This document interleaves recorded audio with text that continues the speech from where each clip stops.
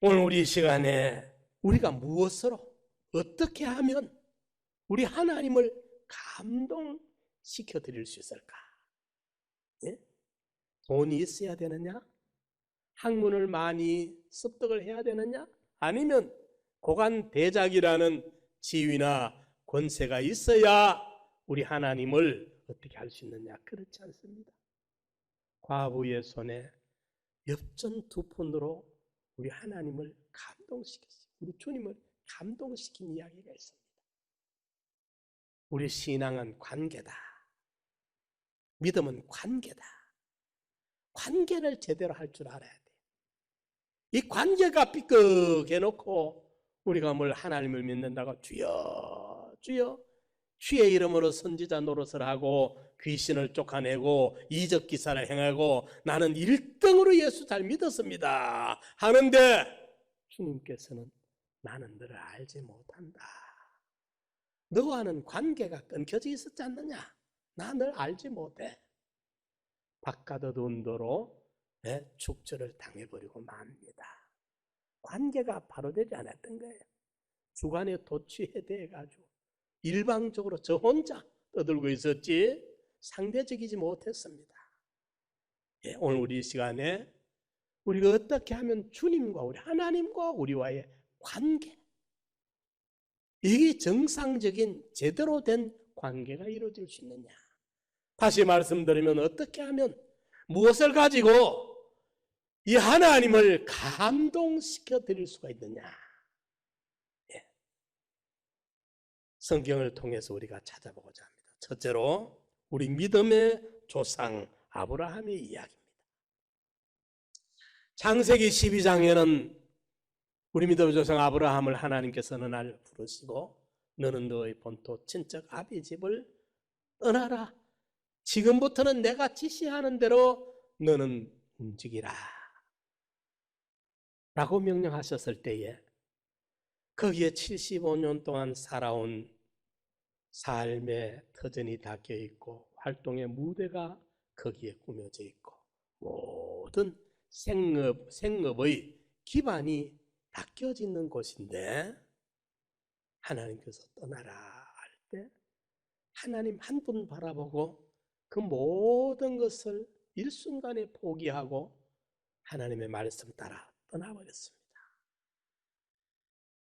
이 아브라함이 창세기 13장에 보면은 그 걸음에 하나님이 축복을 해 주셨는데 이제 그 종업원들이 많아지고 양떼 소떼들이 많아지고 하니까 골짜기가 좁아져 밀도가 높아지니까 이런데 조카 롯의 목동들과 아브라함의 목동들이 자꾸 이제 좁아지니까 불편해지고 시비가 생기고 이 어른 싸움이 되었어요.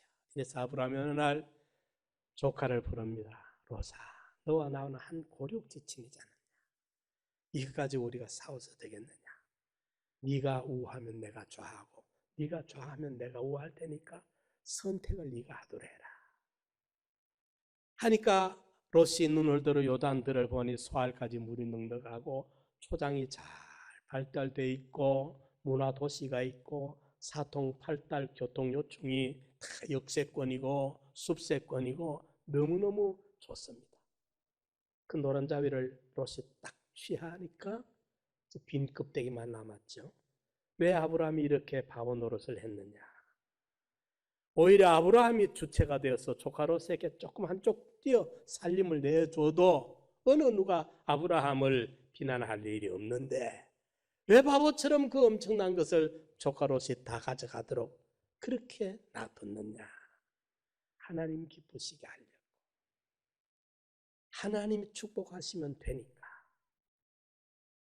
이것을 가지고 결정한 아브라함을 롯이 떠나자마자 하나님이 달려옵니다. 사건이 종료되자마자 달려오신 하나님이 아브라함아 눈을 들어 동서남북을 바라보라. 내가 너와 네 자손에게 주마. 하나님이 감동을 먹으신 거예요. 하나님 비위 맞추려고 하나님 기쁘시게 하려고 하나님 중심으로 하려고 눈앞에 그 엄청난 것을 다 양보하는 아브라함을 하나님이 감동을 받았어요. 그래서 롯이 가자마자 달려오죠. 14장에 보면은 그때 그 주변에 연합 전쟁이 일어났습니다. 네 나라와 다섯 나라가 모아져서 4대 5의 연합 전쟁이 일어났는데, 그때 이제 아브라함 조카 롯이 포로로 전쟁통에 잡혀갔어요. 그 소식을 들은 아브라함이 집에서 길리운 318명의 가군을 이끌고 밤중에 기습을 해가지고 하나님의 도우심으로 적을 다 물리치고 포로대에 갔던 사람들을 다 도로 찾아오고 어마어마한 전리품을 챙겨가지고 전쟁에 승리해서 오고 있는데, 소돔 왕이 마중 나와서 아브라함에게 인사를 하면서 제안을 합니다. 아브라함이여, 재물은 당신이 다 취하고 사람은 좀 돌려주십시오. 네? 그 간청을 해요. 그런데 그때의 전쟁에는 승자가 모든 것을 취하는 것이 그 당연합니다. 승자의 몫입니다. 당연히 아브라함이 취할 수 있는 것이고 아브라함이 가지는 것이 어느 누가 지탄할 수 없는데, 그럼에도 불구하고 아브라함이 아니요, 사람도 데려가고 전리품도 다 가져가시오. 나는 실낱기 하나 취하지 않겠습니다. 나 아브라함은 내가 믿는 하나님, 복의 근원 되시는 생명의 원천 되시는 우리 하나님, 하나님이 복 주셔서 나 아브라함이 복을 받았다 해야 내가 믿는 하나님께 영광이 돌려지는데, 하나님께 영광 돌려질 수 있는 이것을 이 전쟁으로 덕받다 부자 됐다 해버리면, 그게 평생 맡겨버리면 하나님께 영광 못 돌리지 않느냐. 하나님의 영광, 그게 귀하기 때문에 그 엄청난 사람과 재물과 하나님의 영광을 바꾼 거예요. 딱 소돔 왕이 떠나자마자, 사건이 종료되자마자 하나님이 15장 1절에 달려옵니다. 이후에 소돔 왕과 사건 종료되자마자 달려오셔서 아브라함아, 내가 너의 방패가 되고 너의 상급이 되어주겠다 하시면서 후손의 축복을 주십니다. 여러분들, 하나님이 사건이 진행될 때는 기다립니다. 악행을 해도 진행이 될 때는 하나님이 기다립니다. 잔을 채울 때까지. 선행을 하는데도 진행이 되고 있을 동안은 하나님이 기다리십니다. 잔을 채울 때까지. 사건이 악행이든지 선행이든지 종료가 되면 하나님은 그 사건에 대한 분명한 처리를 하십니다. 그런데 아브라함에게는 12장이나 13장, 14장 연이어 사건이 종료될 적마다 하나님이 달려오셔서 아브라함에게 위로하시고 격려하시고 용기를 북돋으시고 소망을 주시고, 그냥 말로만이 아니라 실제 축복을 쏟아부어 주시더라, 그 말입니다. 왜? 아브라함의 그 행위에 하나님이 감동을 받으신 거예요. 너무 마음이 좋으신 거예요. 기분이 좋으신 거예요. 우리가 하나님을 기쁘시게 해드리면, 영광 돌리면, 하나님이 기분이 좋으시면 하나님만 기분 좋아서 좋아하시는 게 아니라 너로 인하여 내가 기분이 좋으니까 나로 인하여 너를 기분 좋게 해주마. 이것이 하나님입니다. 남에게 대접을 받고자 하는 대로 네가 남을 대접해라. 이것이 율법이요 선지자다. 성경의 원리예요. 이것이 하나님의 뜻이에요. 하나님을 감동시키는 우리 성도님들 되시기 바랍니다. 아브라함이 창세기 22장에 보면 100세에 얻었던 독자 이삭 다 키워놓으니까 어느 날 하나님이 아브라함아, 네 독자 네 아들 이삭을 모리아 산으로 데려가서 내게 번제물로 잡아바치라. 하고 아침 일찍 일어나서 출발했더랍니다. 사흘 길을 걸어갈 동안 그 마음이 변함이 없어요. 모리아 산 밑에 가서는 따라온 종들에게 너는 여기 있거라. 이놈들 같이 거기 현장에 같이 가놓으면 하나님이 약속으로 주셨던 하나님 축복으로 받은 이삭 잡아서 번제로 드리려면 이 종들이 이해를 못 하잖아요. 아이고 우리 주인 어른이 이제는 연세가 너무 많더니만 치매가 걸려서 정신이 빠져버렸네. 하나님이 주신 아들을 잡아받지 않으니까 안 된다. 그 종들이 막 주인 충성한다 싶어서 뻘끔 틀어 안고 내려와 버리면 끝나버려. 이놈들아 나라 안만 해도 이 종들이 주인 충성한다고 주인 대를 걸쳐서 주인과 주인 아들을 위해서 충성하는, 또 종들은 그래야 당연할 것 아닙니까? 그래 버리면 치매 들린 취급이 되고 아무것도 못해 하나님 번제 드리는 게 헛사가 되고 말아. 이러니까 아예 너는 여기 있거라 하고 부자가 올라갑니다. 여러분 한번 생각해 봐요. 그게 쉬운 걸음입니까?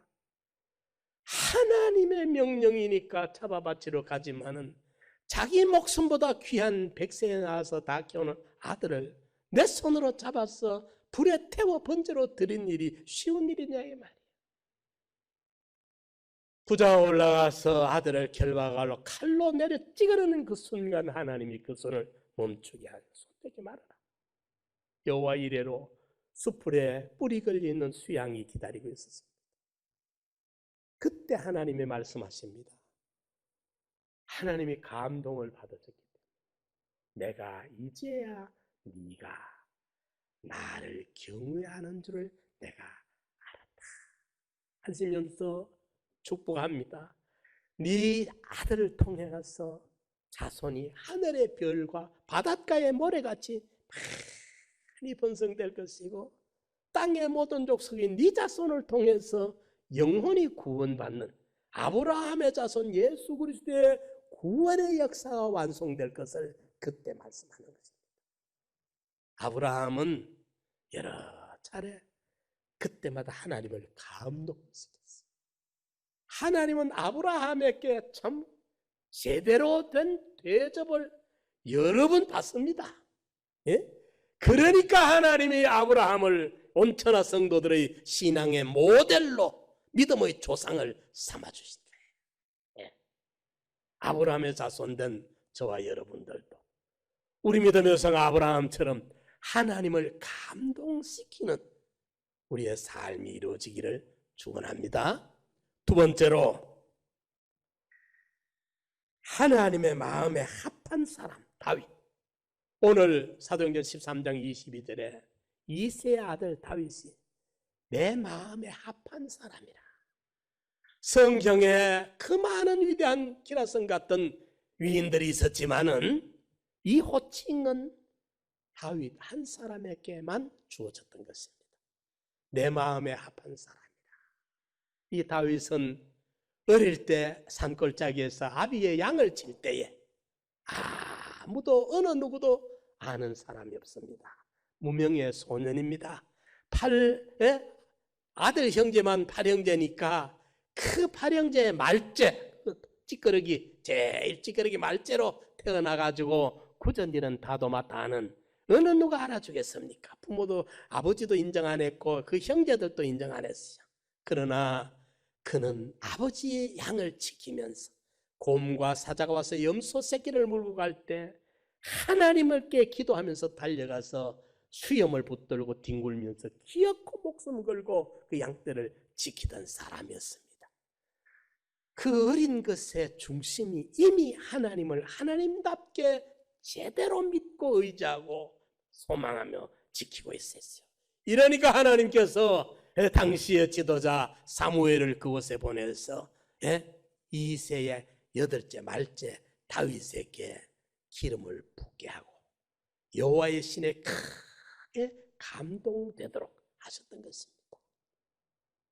그런데 보십시오. 다윗의 일생을 이래 보면 그가 어느 날 그 자기 형님들이 전쟁통에 나가 있을 때에 아버지가 그 험한 위험한 곳에 심부름을 시킵니다. 떡과 치즈를 짊어지고 그 형들을 위문하고 오라고 하는데 그때 이제 이 어린 산골짜기 양치기 소년이 양치던 목동의 자세 그 모습 그대로 이제 떡을 짊어지고 전쟁터에 갔는데 마침 그때 블레셋의 적장 골리앗이라는 희대의 그 장군이 나와서 이스라엘 군대와 사울 왕을 비웃고 조롱하고 그들의 신 여호와를 모욕을 하고 있어요.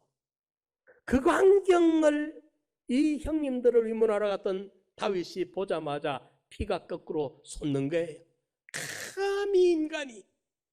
감히 인간이 만유의 대주제 되시는 하나님을 모욕하다니, 의분이 솟구쳐서 견디지를 못하는 거예요. 예. 그래서 기어코 사울 왕에게 허락을 받아가지고 골리앗의 앞에 나갈 때, 야, 너는 칼과 창과 단창으로 나오지만은 나는 오늘 네가 네 입으로 모욕한 만군의 여호와의 이름으로 나가노라. 보십시오. 그 어린 소는 하나님을 얼마만큼 확실하게 믿고 있고, 예? 의지하고 있는지.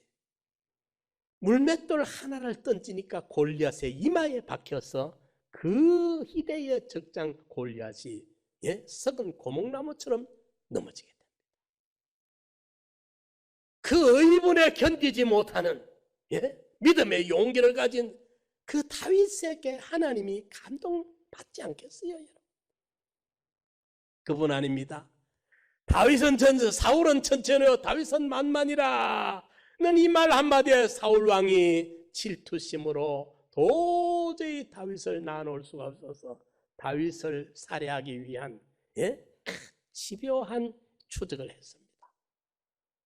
수십 번에 걸쳐서 다윗을 죽이려고 했지만 하나님이 번번이 다윗을 감추시고, 그런데 다윗이 사울을 제거할 수 있는 결정적인 순간이 두 차례나 있었습니다.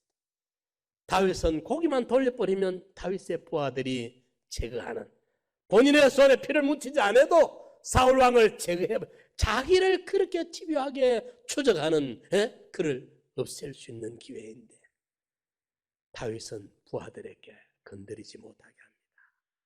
여호와의 이름으로 기름 부음 받은 종을 어찌 우리가 건드리겠느냐. 그 옷자락을 가위로 베면서도 손을 들들들 떨고 있습니다. 혹여나 여호와의 이름에 그 불경이 이루어질까 봐. 그 중심을 하나님이 보고 계시지 않습니까? 응? 보고. 다윗이 범죄한 후에 그 아들 요압이 쿠데타를 일으켜가지고 왕궁을 비우고 피난을 갑니다. 피난길에 있을 때 사울의 그 친척 중에 하나, 그 시므이라는 자가 따라오면서, 다윗은 이쪽을 가고 시므이는 도랑 건너편에 따라오면서 흙먼지를 던지면서 다윗을 막 저주합니다. 피를 흘린 자야, 피를 흘린 자야, 저주를 받으라, 저주를 받으라 하는데 다윗이 혼자가 아니고 부하들이 있습니다. 그 다윗을 따르는 부하들은 용장입니다. 대단한 용장들입니다. 일당백을 감당할 수 있는 사람들입니다. 그런데 그 다윗이 지금 그런 일 만났다고 따라오면서 저주를 하는데 다윗의 부하들이 말합니다. 왕이여, 저 개같은 자 허락하시면 단칼에 내가 목을 끊어버리겠습니다. 할 때 다윗이 너가 왜 여기 개입하느냐, 물러나라, 건들지 마라. 저자가 나를 이렇게 비참하게 참담하게 저주를 함으로 말미암아 하나님의 노염이 풀린다면 내가 이 저주를 받는 게 차라리 낫다. 그래서라도 우리 하나님의 노염을 풀어드리는 게 좋겠다. 놔둬라, 너는 맞아라. 여러분 보십시오. 하나님이 감동 받으실만 하잖아요. 응? 다윗이 왕이 되었습니다. 하나님의 법궤를 옮길 때 얼마나 좋았던지. 왕의 채통도 잊어버리고 옷도 제대로 안 입고, 예, 속옷바람이겠죠. 벌거벗은 몸으로 좋아서 춤을 춥니다. 법궤가 온다는 게 너무 좋아가지고 하나님의 임재를 상징하는 거예요. 그래서 사람들이 왕이 채통도 없다고 비웃고 조롱하지만은 그 아내가 다윗을 비웃고 조롱합니다. 그 아내와 다시는 관계가 없어요. 생과부로 늙어 죽게 됩니다. 이 다윗은 일국의 대왕이 되어가지고도 하나님 앞에는 항상 어린아이입니다. 순진무구한 어린아이입니다. 예? 이러니까 하나님이 내 마음에 아프다, 감동을 먹었습니다. 그가 왕위에 앉았을 때 자기는 백향목 궁전에 있으면서 하나님의 성전은 장막에 있으니까 항상 그게 죄송스러워가지고 어떻게 하면 하나님의 성전을 건축할까 노심초사해. 그래서 국력을 얼마든지 할 수 있지만은 자기 개인의 사재로 성전 건축을 위해 금은 보화를 얼마나 준비한지 모릅니다. 하나님이 허락을 안 하셔서 못 지었지만은 그 아들 솔로몬에게 성전 건축할 수 있도록 많은 자재를 미리 준비해 놓았던 거예요. 보십시오. 그가 한 모든 어린 소년 때부터 일국의 대왕이 되어서까지 평생을 늘 하나님을 향한 그의 마음, 그의 생각. 이러니까 하나님이 다윗에게 대해서 감동을 받아요. 그래서 사무엘하 7장에 보면 다윗 언약이라고 기록이 되어 있습니다. 하나님이 특별하게 다윗에게 다윗아, 내가 사울 왕과 그의 자손들은 내가 버렸다. 그런데 다윗 너와 네 자손은 내가 못 버리겠다. 만약에 네 자손들이 어긋거림을 그러면 내가 사람 막대기와 인생 채찍으로 때려가지고 길들여가지고라도 너를 봐서 버리지 아니하고 등불을 끄지 않으마. 그렇게까지 다윗에게 하나님이 후한 마음으로 대접을 해주시는 거예요. 왜?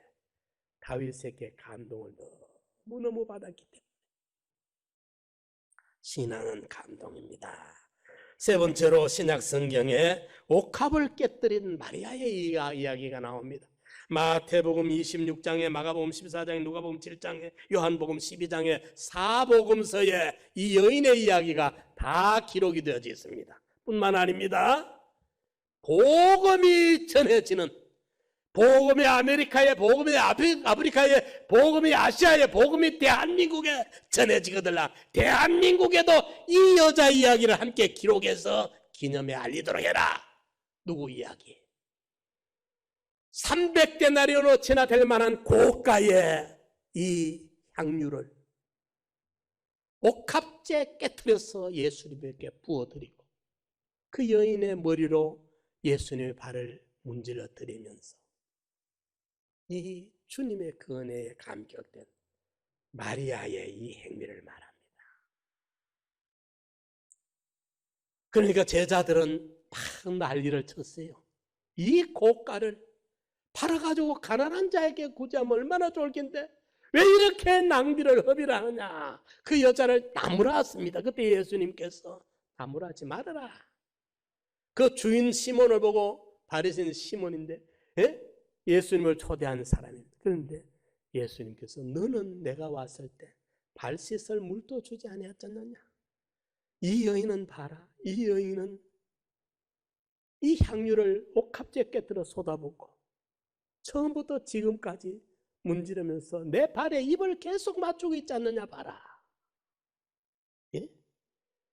그렇게 말씀하시면서 이 여인의 이야기를 기록해가지고 복음이 전해지는 곳에는 빼놓지 말고 이 여인의 이야기를 기념해서 전하도록 해라.